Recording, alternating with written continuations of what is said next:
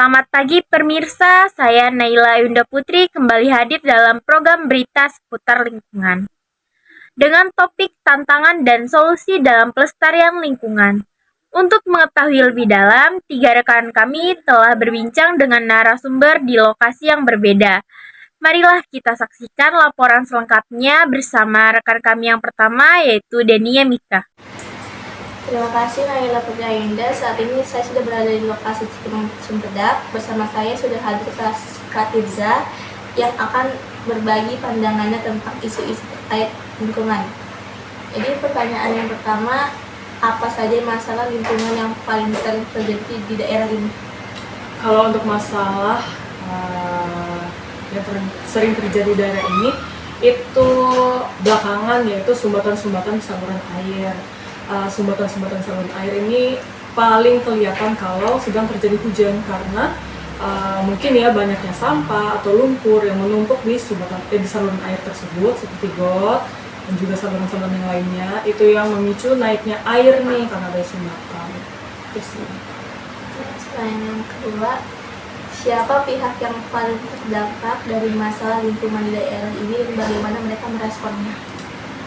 Yang paling terdampak itu tentu saja ya warganya sendiri, warga masyarakat yang tinggal di lingkungan Cipinang Cempedak ini. Kalau aku kan di Cipinang Cempedak 2, kita ngerasa lah kayak jadinya banyak sumbatan-sumbatan, air sering kali naik kalau misalnya hujan, sampah-sampah yang juga naik, dan itu pastinya berdampak dan gak enak banget, dan itu memicu masalah kesehatan juga kalau dibiarkan secara jangka panjang. Jadi harapannya sih sumbatan ini cepat ditangani ya. Jadi yang ketiga, di mana lokasi yang paling parah dampaknya dari masalah lingkungan yang terjadi?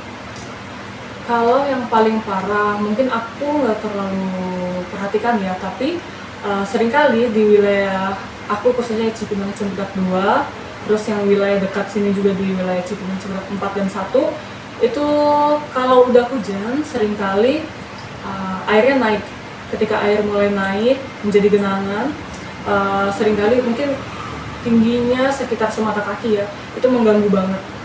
Sampah-sampah juga mulai naik ke jalan dan itu kotor banget dan tentu saja mulai mengganggu. Jadi yang paling terdampak mungkin ya di seluruh Cipinang Cempedak ini merata sih. Masalahnya sama. Dan keempat, sejak kapan masalah lingkungan ini mulai muncul dan apakah ada perubahan signifikan dalam beberapa tahun terakhir? Masalah lingkungan ini mulai muncul tepatnya sekitar 2 tahun belakangan. Aku kebetulan tinggal di lingkungan ini kurang lebih udah 4 tahun. Nah, 4 tahun ini tinggal di sini. Sebenarnya 2 tahun awal sangat baik, sangat bersih.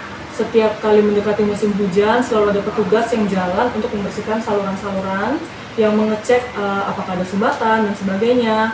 Namun di 2 tahun belakangan pengecekan ini jarang terjadi dan mulai banyak terjadi sumbatan-sumbatan sampah, lumpur di saluran-saluran air sekitar Cipinang Cempedak, dan ini terus gak membaik, tidak ada pengecekan, ini terus semakin menjadi-jadi.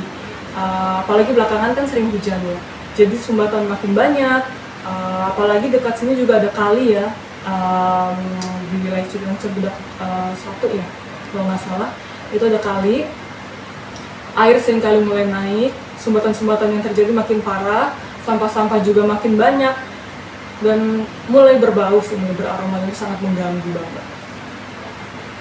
Kalau boleh tahu nama kalinya apa? Nama kalinya karena masih baru ya, jadi aku kurang tahu juga untuk nama kalinya. Oke, pertanyaan yang kelima, menurut Anda mengapa masalah lingkungan ini terus terjadi dan mengapa kesadaran masyarakat itu penting untuk menjaga lingkungan dan masih menjadi tantangan besar? Ini jadi tantangan besar. Sebenarnya mungkin ya karena andil dari pemerintah belakangan jadi mulai berkurang. Pengecekan yang sebenarnya sering terjadi, pembersihan yang seharusnya sering terjadi belakangan sangat kurang. Pembersihan juga jarang, dan menurut aku yang paling harus bergerak itu pemerintah dan juga andil dari masyarakat harus lebih sadar lagi. Karena kalau ini dibiarkan terus-menerus, pergerakan dari pemerintah, apalagi di wilayah ini ya, seperti misalnya RT RW, dari kelurahan. Kalau nggak bergerak untuk memberikan seperti penyuluhan, untuk menyadarkan masyarakat, itu susah sih. Dan masyarakatnya juga harus aktif juga dan punya kesadaran membersihkan ini. Dan ini menjadi hal yang sangat penting, karena kalau dibiarkan terus-menerus, bisa-bisa lingkungan Cipinang Cibadak 2, 1, 4 dan juga 3 di wilayah ini yang sebenarnya dulunya nggak pernah banjir, takutnya kedepannya akan mulai mengalami banjir juga seperti wilayah lainnya. Pertanyaan terakhir, bagaimana solusi terbaik yang dapat diterapkan untuk mengatasi masalah lingkungan yang masih sering terjadi dan apa peran masyarakat yang dapat dilakukan? Solusinya, kalau menurut dari aku pribadi, dari pemerintah harus kembali bergerak. Dari pemerintah harus bergerak, mungkin petugas-petugas yang dulu digerakkan kembali untuk membersihkan, kemudian pengecekan, apalagi ini mulai musim hujan kan belakangan, pengecekan harus mulai rutin, kemudian mungkin dapat berkoordinasi dengan organisasi yang ada di wilayah setempat ini untuk mulai membersihkan seperti penyusuran kali-kali dan juga saluran air. Kemudian ambil dari masyarakat kesadaran supaya masyarakat ini ayo gitu loh, kita sama-sama bergerak membersihkan sampah-sampah, membuang sampah yang seharusnya di tempat yang disediakan oleh pemerintah, karena kan udah ada tempat-tempat yang disiapkan, petugas sampah juga berjalan, dan masyarakat harus sadar jangan buang di saluran-saluran, jangan buang di kali supaya nggak terjadi penumpukan sampah. Kita sama-sama bersihkan wilayah ini, karena kan kalau misalnya kita bergerak juga, masyarakatnya sadar, tumpukan ini nggak akan terjadi. Terus kalau misalnya pemerintah juga bergerak, semuanya kerjasama, tentunya penyumbatan saluran air ini dapat kita cegah bersama, supaya ayo kita wujudin sama-sama wilayah kita ini jadi bebas banjir dan nggak ada lagi genangan-genangan dari saluran-saluran tersumbat. Itu sih dari aku. Terus cukup, jadi terima kasih banyak atas wawasan yang diberikan sama Kak Tiza. Semoga informasi ini dapat menjadi inspirasi bagi kita semua. Dan selanjutnya kita simak dari wawancara rekan saya yang namanya Ira yang sedang bersama narasumber kedua. Terima kasih. Terima kasih untuk rekan saya Dania Mika. Pemirsa, saat ini saya sedang berada di lokasi GBI Filemon dan di sini saya bersama Kak Elva selaku mahasiswa Universitas Bintang Mulia untuk membahas isu ini lebih lanjut. Menurut Kakak, apa saja sih masalah lingkungan yang paling sering terjadi di daerah ini? Kalau menurut saya, masalah yang sering terjadi apalagi dalam lingkungan itu seperti mungkin orang-orang buang sampah sembarangan, lalu orang-orang yang sering merokok, lalu asapnya kemana-mana, lalu orang-orang membakar sampah, lalu asap-asap kendaraan. Pokoknya yang bisa menyebabkan polusi udara itu adalah masalah yang paling sering terjadi di sini. Nah, siapa aja sih pihak yang paling berdampak dari masalah lingkungan di daerah ini dan bagaimana mereka meresponnya? Yang berdampak, paling benar-benar berdampak dalam lingkungan ini tuh pasti penduduk sekitar ya, karena mereka ini kan paling dekat dengan area jalanan dan juga area terjadinya perjadian itu seperti buangan sampah sembarangan atau apapun. Nah, cara mereka menyikapi ini, beberapa orang mungkin ada yang biasa aja karena sudah terbiasa karena hal ini, tapi beberapa orang juga ada yang tidak suka. Mereka melayangkan protes terhadap pemerintah setempat untuk menangani lebih lanjut soal permasalahan ini. Menurut Kakak nih, di mana sih lokasi yang paling parah dampaknya dari masalah lingkungan yang Kakak udah sebutin tadi itu? Kalau paling parah itu di sekitar Kali Ciliwung ya, karena di situ kan sungai besar dan di situ memang sering terjadi banyak pembuangan sampah sembarangan, di mana banyak banget orang-orang yang tidak bertanggung jawab tidak membuang sampah di tempatnya. Udah gitu mereka juga sering merokok, mereka juga sering membakar sampah di daerah sekitar situ. Apalagi sekarang Sungai Ciliwung ada yang namanya BKT atau banjir kanal timur, di mana orang-orang di situ mulai ada yang beraktivitas. Jadi peningkatan polusi udara di situ semakin tinggi. Dan sejak kapan masalah lingkungan ini tuh mulai muncul dan apakah ada perubahan signifikan dalam beberapa tahun terakhir ini? Masalah ini tuh udah muncul mungkin dari dulu ya, karena ini adalah masalah yang cukup lama dan belum tertangani secara baik karena pemerintah setempat mungkin belum mengeluarkan statement untuk bagaimana cara mengatasi hal ini gitu, karena mereka semua ini benar-benar belum diatasi semuanya. Hampir semua ini ada problemnya karena dari dulu, dari saya kecil itu masalah ini tuh udah ada. Oke. Dan menurut kakak nih, mengapa masalah itu terus terjadi gitu? Dan mengapa kesadaran masyarakat terhadap pentingnya menjaga lingkungan itu menjadi tantangan besar itu untuk mereka? Menurut saya kenapa masalah ini sering terjadi, banyak sekali masyarakat-masyarakat yang masih tutup mata soal kesehatan lingkungan. Mereka masih kayak, sudahlah ini bukan urusan saya, ini urusan pejabat setempat. Mereka lebih mengandalkan pemerintah setempat untuk menangani masalah ini. Padahal kalau misalkan dalam diri kita, itu juga kita harus membantu untuk mengurangi sampah dan memilah-milah sampah yang benar dan juga mengurangi polusi seperti itu. Lalu kesadaran masyarakat itu penting banget. Kenapa penting? Karena itu tuh ada dalam diri kita.